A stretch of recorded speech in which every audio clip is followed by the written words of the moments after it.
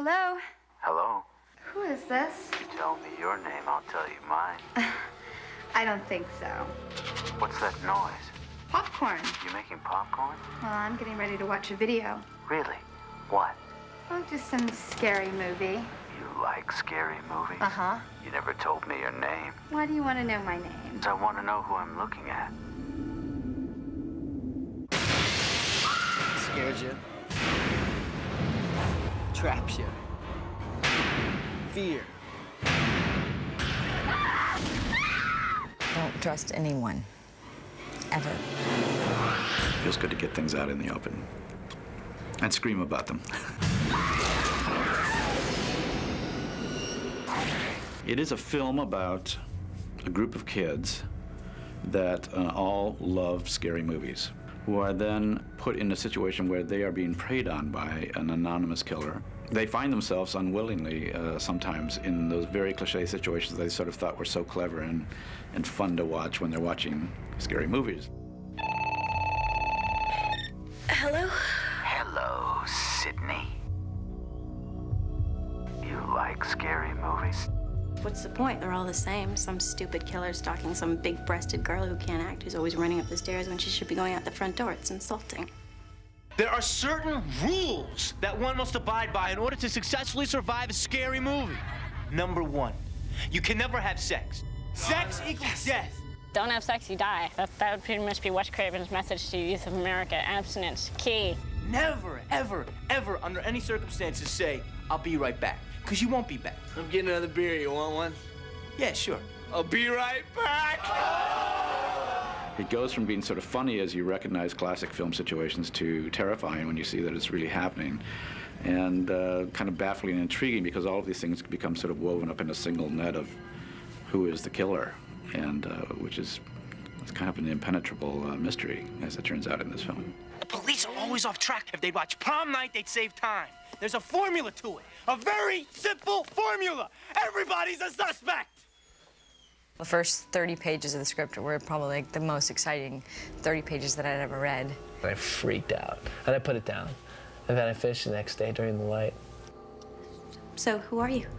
The question isn't, who am I? The question is, where am I? So, where are you? Your front porch. Why would you be calling from my front porch? That's the original part. Oh, yeah? Well, I call your bluff.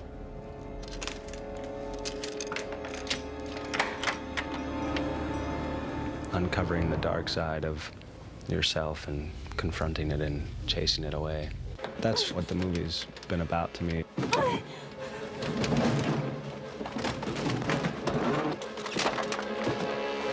I was definitely dealing with a lot of depth in the character. When you try and find those levels, when you find a character, you don't want to just go with what's on the page. I do a lot of fighting with a couple of the characters in the film.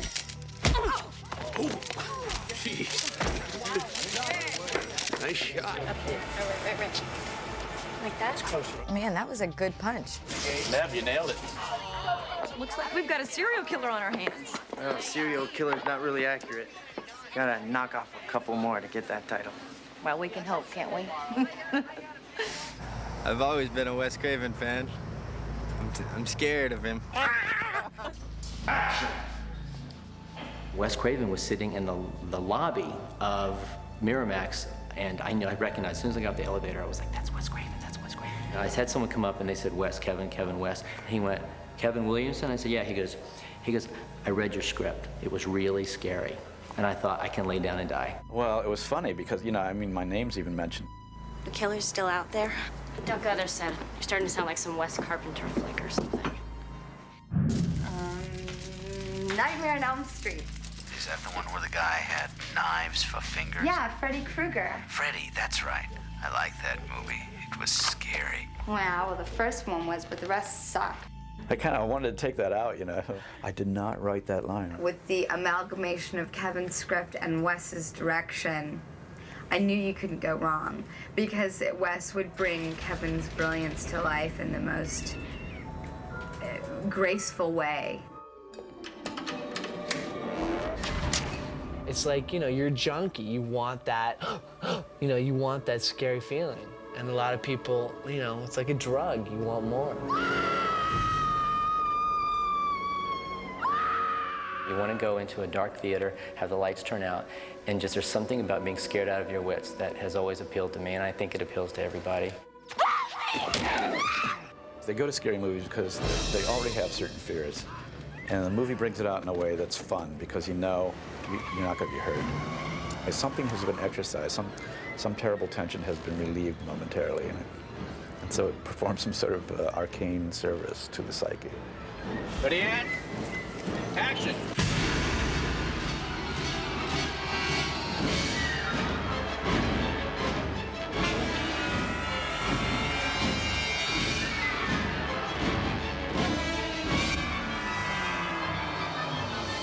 Not scared, are you?